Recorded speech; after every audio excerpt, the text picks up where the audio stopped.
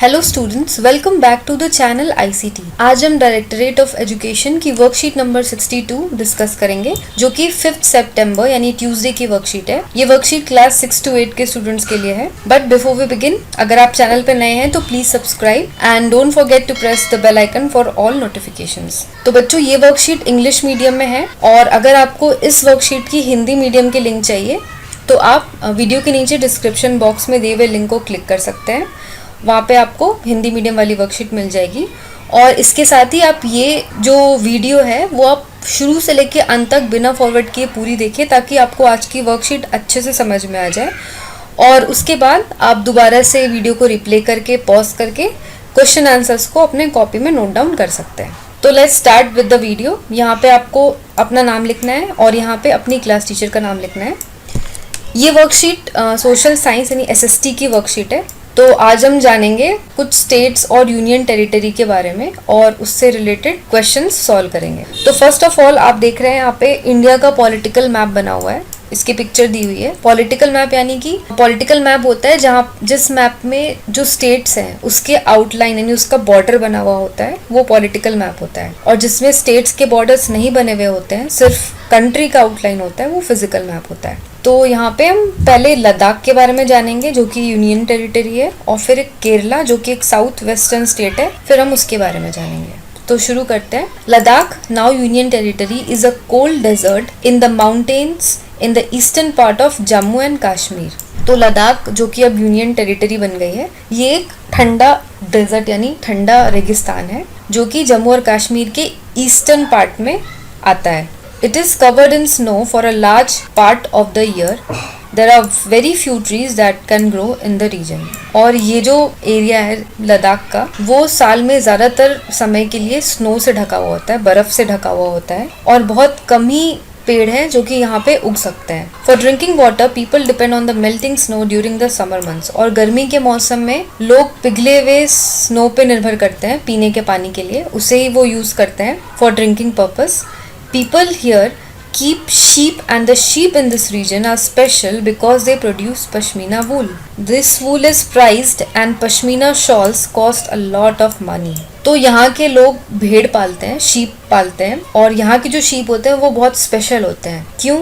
क्योंकि यहाँ के शीप से ही हमें पश्मीना वूल मिलता है। पश्मीना वूल जो होता है वो बहुत ही अच्छे क्वालिटी का ऊन माना जाता है, और पश्मीना ऊन से बने हुए जो शॉल्स होते हैं वो काफ़ी कॉस्टली यानी काफ़ी महंगे आते हैं।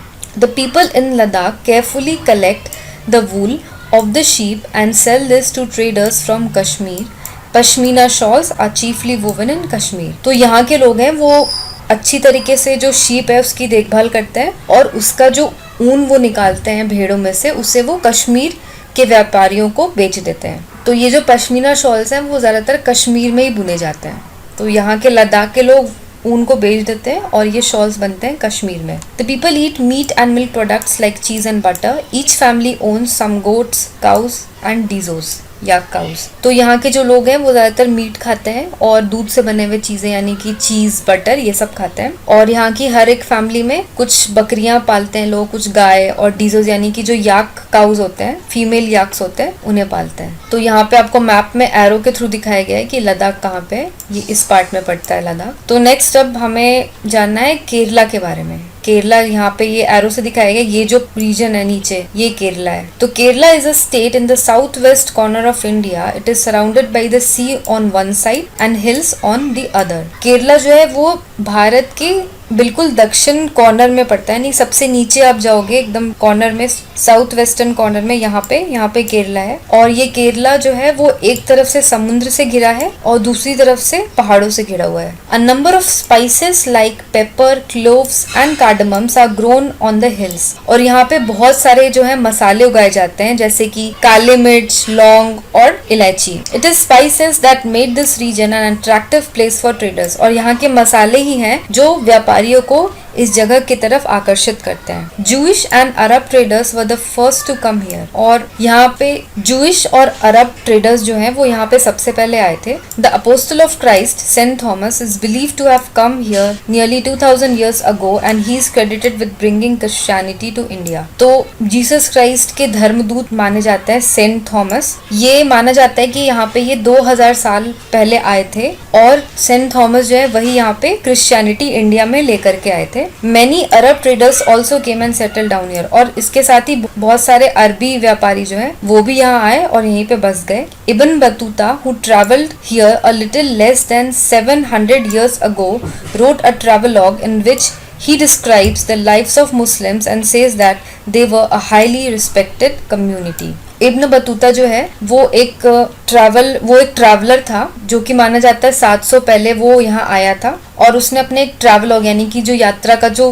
विवरण लिखते हैं ट्रैवलर्स, तो उस ट्रैवलॉग में इन्होंने लिखा था कि उस टाइम यहाँ पे जो मुस्लिम समुदाय था वो काफी सम्मानित कम्युनिटी था वो उस टाइम पे यहाँ पे केरल में। The Portuguese discovered the sea route of to India from Europe when Vasco da Gama landed with his ship. तो जो पोर्चुगीज हैं उन्होंने यूरोप से लेके इंडिया तक का जो है समुद्री रास्ता खोजा था वास्को ड गामा के थ्रू। जब Vasco da Gama first time India में अपनी शिप लेकर के आए थे तो यूरोप से लेकर के इंडिया तक की समुद्री रास्ता का खोज हुआ था। तो अब we will move on to the questions. The first question is, on the outline political map of India, show your home state। तो आप जिस स्टेट में रहते हैं वो स्टेट आपको इस पॉलिटिकल मैप में दिखाना है। तो आपको क्या करना है, आप एक पॉलिटिकल मैप ले लेना आराम से, किसी भी शॉप में, स्टेशनरी शॉप में पॉलिटिकल मैप इजीली मिल जाता है। तो आपको एक पॉलिटिकल मैप लेना है इंडिया का, और वहाँ पे आपका जो होम स्टेट है यानी जो दिल्ली है, आप दिल्ली में रहते हैं तो दिल्ली आपको दिखानी है। तो यहाँ पे इस पार्ट में इधर आपको मैप में जब आप देखोगे मैप को जूम करके तो इस पार्ट में कहीं आपको दिल्ली दिखानी है। दिल्ली छोटी सी यहाँ पे इस साइड में है, तो वो आपको मैप में मार्क करना है। Next question, gather some interesting information about your home state and write down in your notebook. तो आपका जो होम स्टेट है यानी जिस स्टेट में आप रहते हो उसके बारे में आपको कुछ इंफॉर्मेशन गैदर करनी है, कुछ जानकारी इकट्ठी करनी है और फिर उसे अपने नोटबुक में लिखना है। तो क्योंकि हम दिल्ली में रहते हैं तो हम दिल्ली के बारे में ही लिखेंगे। तो answer, first point, Delhi is the second most populated city in the world. तो दिल्ली क्या है, वो दुनिया की सबसे जो आबादी वाला जो शहर है उसमें वो दूसरे नंबर पे आता है Delhi. Second point, Delhi and New Delhi are technically two different places. तो दिल्ली और न्यू दिल्ली जो है ये दो अलग अलग जगह हैं। Third, New Delhi is home to the world's tallest brick structure, the Qutub Minar. और दिल्ली में क्या है, दुनिया का सबसे ऊंचा, सबसे लंबा, टॉलेस्ट ब्रिक से बना हुआ स्ट्रक्चर यानी कि कुतुब मीनार है। Fourth, the Delhi metro system was voted the second best in the world. Delhi का जो मेट्रो सिस्टम है उसे वर्ल्ड का second best metro system vote किया गया था। तो ये कुछ इंपॉर्टेंट फैक्ट्स, इंटरेस्टिंग फैक्ट्स है दिल्ली के बारे में जिसे आपको अपने कॉपी में नोट डाउन करना है। Next question, India is a country of unity in diversity, explain. तो इंडिया जो है वो यूनिटी इन डाइवर्सिटी का देश है यानी कि एकता में अनेकता का देश है, आपको ये समझाना है। India is a land of unity in diversity, India अनेकता में एकता का देश है। The high mountain ranges, vast seas, large river irrigated lands, countless rivers and streams, dark forests, sandy deserts, all these have adorned India with an exceptional diversity। तो India में क्या है, ऊंचे ऊंचे पहाड़ हैं, बड़े बड़े समुद्र हैं, बहुत सारी खेती करने वाली ज़मीन है, अनगिनत नदियां हैं, तालाब हैं, घने जंगल हैं, रेगिस्तान है, बहुत डाइवर्स है यानी बहुत ही विविधता है इंडिया में। तो इतनी सारी विविधता होने के बाद भी इंडिया क्या है, एक यूनाइटेड नेशन है, एक एकता का देश है। Among the people there are numerous races, castes, creeds, religions and languages। और जो यहाँ के लोग हैं वहाँ वो भी अलग अलग जाति के हैं, अलग अलग समुदाय के हैं, जिनका अलग धर्म है, अलग भाषा है, फिर भी सारे लोग जो हैं वो मिल करके एक हैं। Mahatma Gandhi sacrifice his life for communal unity. तो महात्मा गांधी जो थे, फादर ऑफ आवर नेशन, उन्होंने अपनी जिंदगी कुर्बान कर दी, सैक्रिफाइस कर दिया सामुदायिक एकता के लिए। Though there are Bengalis, Gujaratis, Punjabis, Maharashtrians, Tamilians etcetera in our country, the fact remains that regardless of divisions and distinctions, caste or creed, we have lived together for thousands of years. तो हमारे देश में क्या है, अलग अलग भाषा के, अलग अलग प्रांत के लोग हैं. बंगालीज हैं, गुजराती हैं, पंजाबीज हैं, महाराष्ट्रियन हैं, तमिलियंस हैं, और इन सब लोगों की अलग अलग जाति हैं, इनके अलग अलग धर्म हैं, अलग अलग रहन सहन है, अलग अलग वेशभूषाएं हैं. पर इतनी सारी विविधता और विभिन्नता होने के बावजूद भी हम सब एक देश हैं. India is a nation which is United. जब भी समय आता है, जब भी ज़रूरत पड़ती है, हम सब मिलकर एक हो जाते हैं. तो यही होती है यूनिटी इन डाइवर्सिटी, यानी विविधता होने के साथ साथ एकता भी होना. तो ये आंसर जो है इस तरह से आपको अपनी कॉपीज़ में लिखना है. तो बच्चों, आज के लिए बस इतना ही. आपको ये वर्कशीट कैसी लगी आप ये मुझे कमेंट करके ज़रूर बताना. और इसके साथ ही आपकी अगर कुछ भी डाउट्स हैं, क्वेश्चंस हैं, क्वेरीज हैं, तो वो भी आप मुझे कमेंट करके पूछ सकते हो.